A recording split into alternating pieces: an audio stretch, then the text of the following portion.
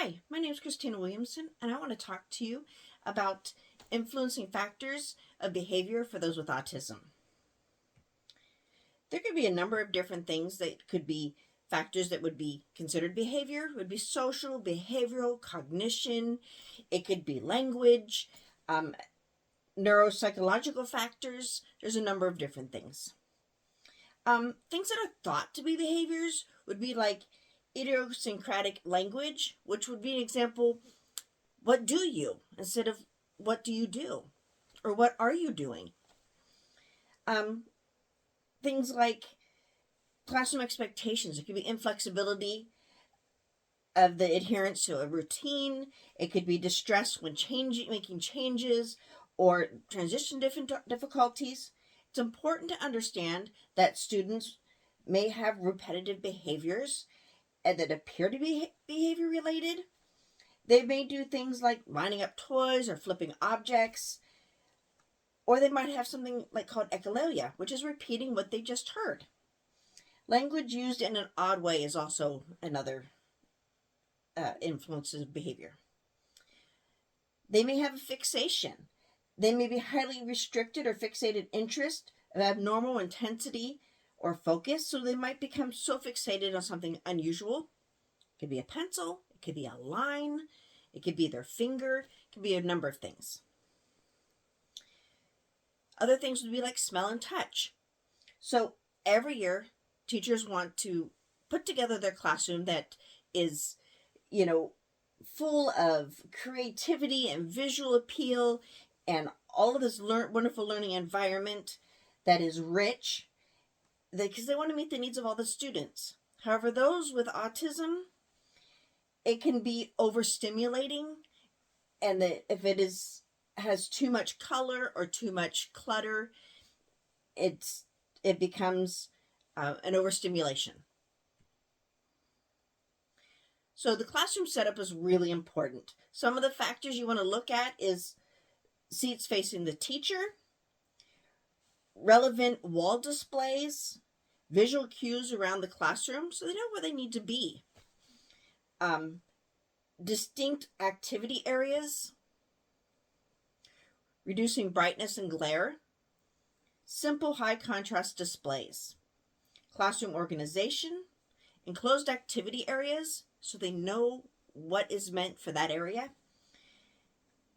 and useful visuals and minimal distractions.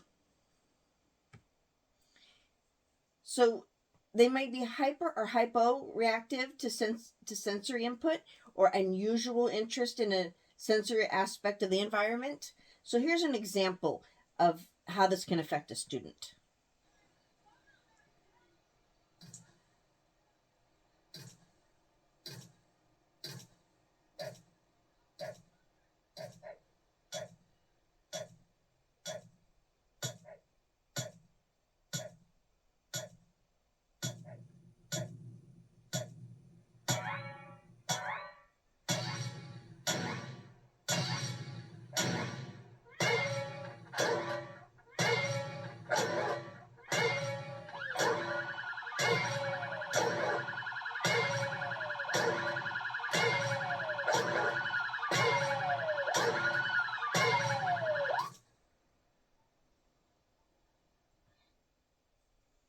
Did you notice how it increased in intensity?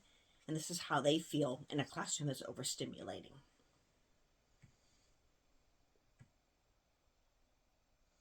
So sensitivities like color, taste, and texture.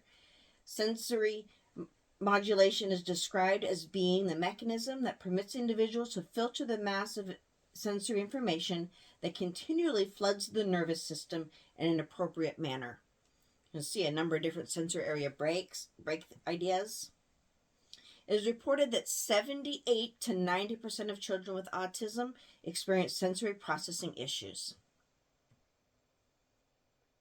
Even the smallest stimuli can affect a student's behavior and response to their environment. So supporting patterns. So provide visual schedule. Stick to a schedule and routine. Warn for changes. Use the first and then. provide clear expectations and offer something to work for. Break directions down into smaller, simple steps. Model directions, show how to do it, and provide a visual model, and allow a transitional object. So the staff can support the students in a positive behavior, respond to warning signs by, giving them space or verbal directions, reduce those verbal directions, provide a break, redirect. These are all different things. When the behavior is ongoing, keep yourself safe by talking to your staff and with staff and making a plan. So positive behaviors. And these are my references. So thank you for your time, and I hope this helps you understand a little bit more about sensory needs for those with autism. Thank you.